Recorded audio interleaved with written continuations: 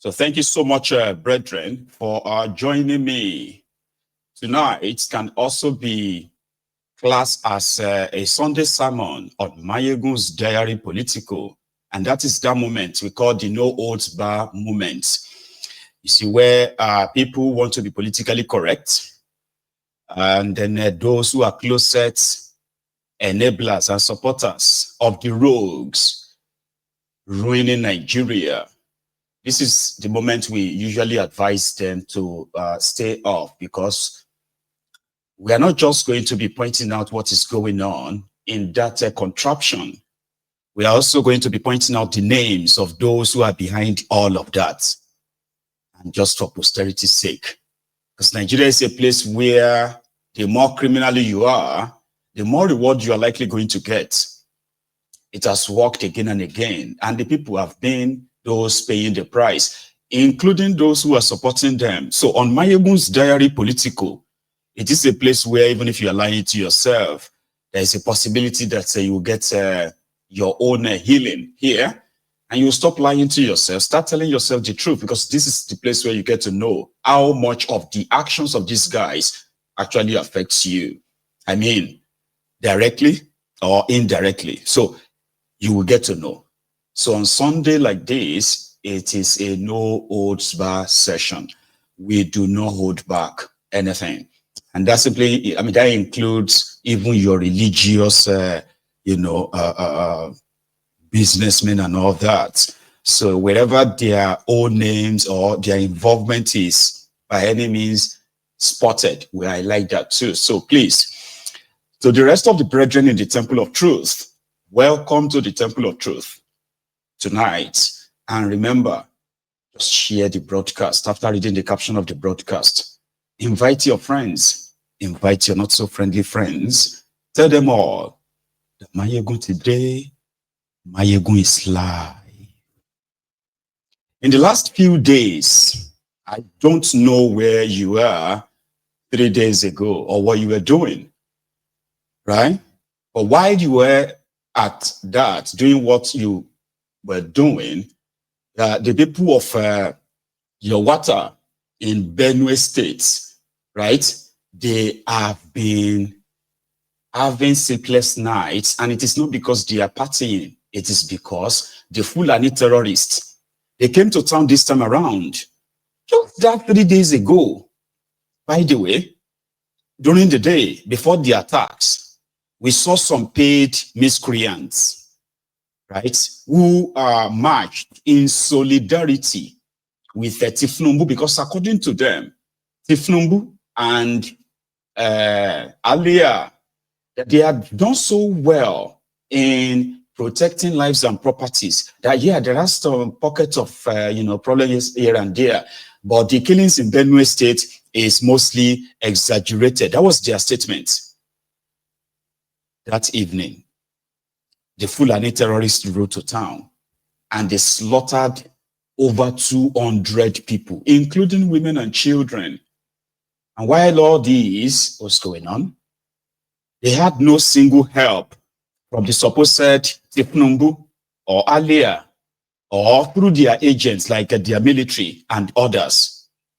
They were slaughtered after being disarmed by APC. Don't ever forget that. Because sometimes it's easier for some of us to sit like this and say, why can't they defend themselves? Why don't you go and get gun? Why don't you go and get this? But in reality, we've had people who have actually tried that. Ask them about their personal experiences. That is when some of them came to reality that the problem of terrorism in Nigeria is never intended to be sort of like ended. The rogues in charge of that contraption, APC, Egbekegbe, and their minions, right? They do not have any intention of ending terrorism in Nigeria, like poverty. Their primary intention and ultimate intention is to maintain it. There's a difference between managing something and working to end something. And that's exactly what their terrorism is all about as well.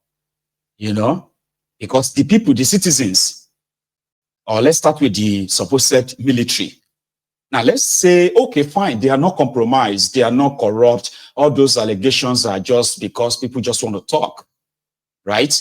Or can we assume, or sorry, can we agree that with the successful attacks carried out by these rogues, the arbitrary attacks they carry out with such impunity, like there is no government in Nigeria, right? As well as areas where they have actually captured, and Nigeria declared those areas as ungoverned areas. So let's say the military is not corrupt, but can we agree that they are overwhelmed? Or being overwhelmed means maybe the problem is bigger than they want to admit. And when things get to that stage, that is the moment you would let people know that, you know what, we need your help. We are doing our best to ensure that these terrorists do not overrun you. But guess what? It seems that they are pushing more and more and more despite all our efforts. So now, citizens, defend yourselves. I mean it. But that's not what they have in Nigeria. They have worked in the last 10 years, APC, Ebekebe, they've worked so tirelessly, disarming Nigerians. People who were caught with some, Dane guns and what have you, they have been arrested and locked up in prison. Why terrorists are walking about? That's how you get to know that it is all intentional. So the people of Benue, right, they have been under endless Fulani invasion, killings, endless killings, which the criminal politicians themselves have politicized many times. They've benefited from it.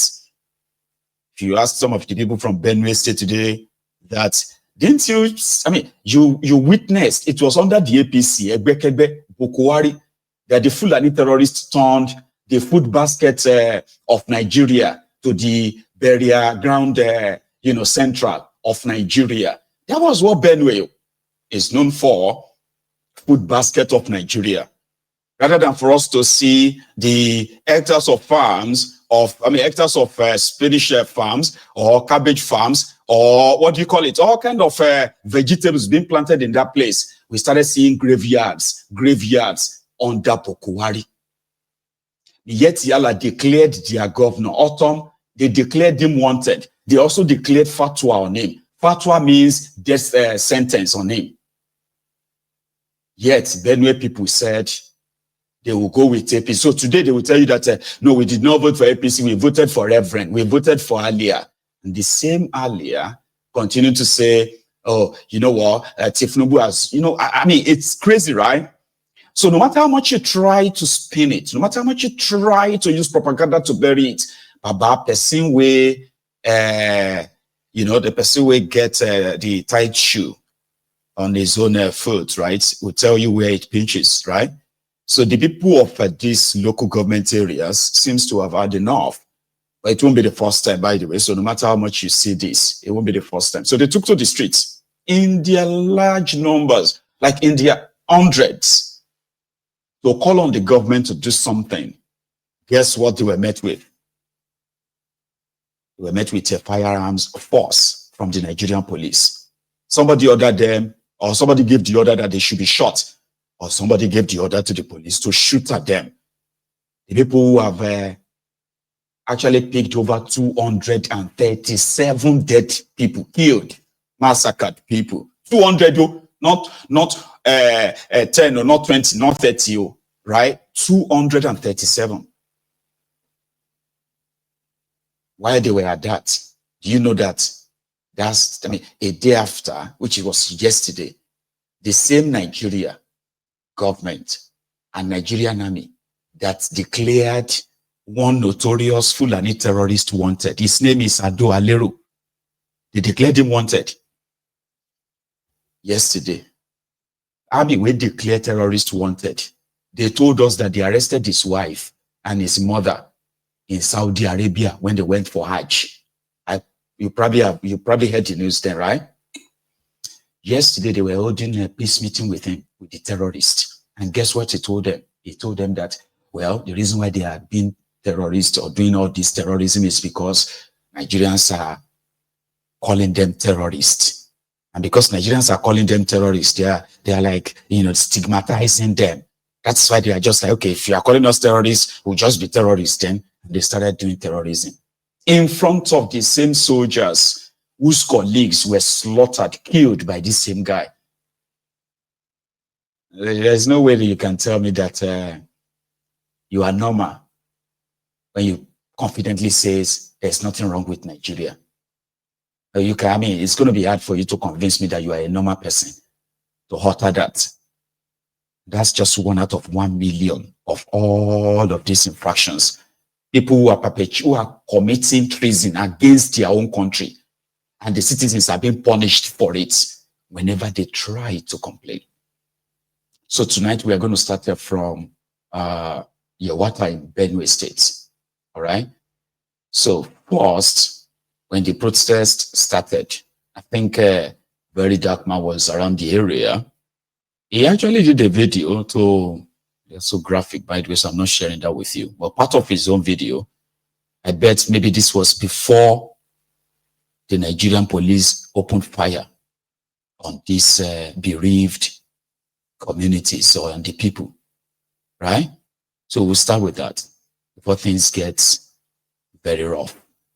So if you are joining us just now, remember, take a moment, like the broadcast. You can even help me fight this YouTube algorithm, right? They are so terrible right now that some of you hardly get notification anymore. That's the reason for that is deliberate. So please like the broadcast and share the link as much as you can. So let's go to Benue, where it all went down today. First. So this Very Dark Man going to address the police. Yes, addressing the police. Yeah, so this Dark Man addressing the police to calm down. These are the police trucks.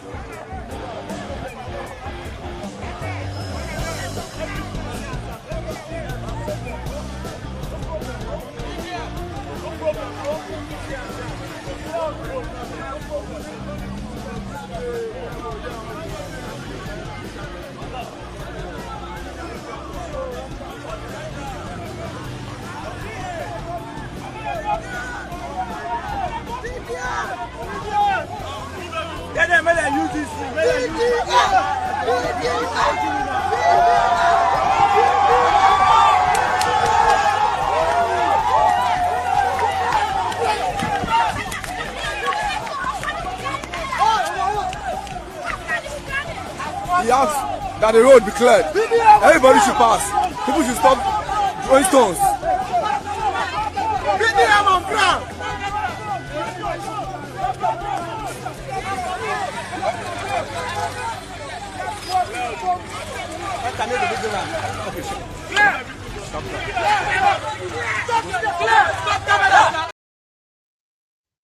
So let's go to when their protest actually, like they were doing their march.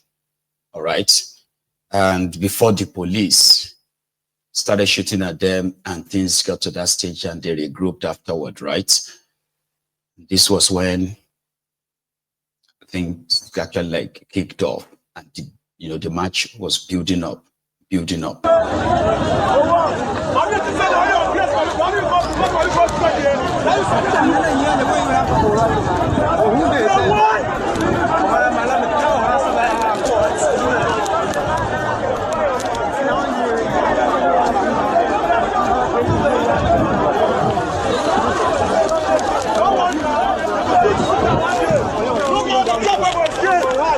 This is my village, Yelwata. Over this situation last night of Fulani bandits killing over 100 persons at Yelwata. The youth are here that they will not take this anymore from the government. And we are here to work and see how peace will be restored. That is the situation at the moment. The deputy governor of the state is here. Thank you.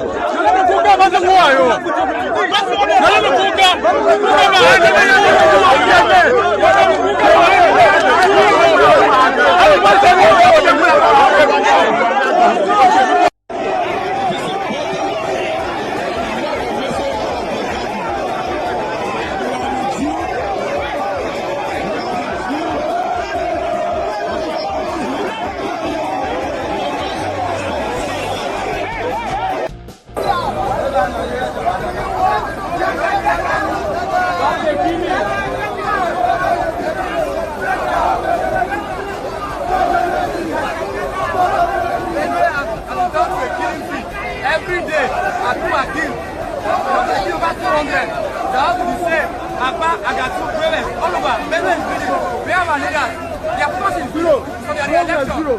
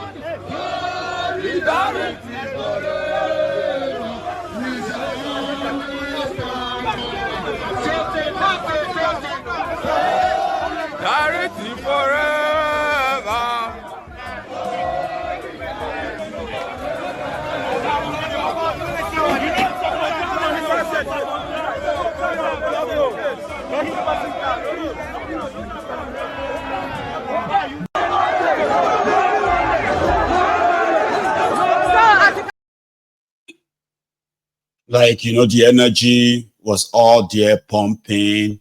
People were angry and they wanted to show that to the supposed authority. I mean, no wonder.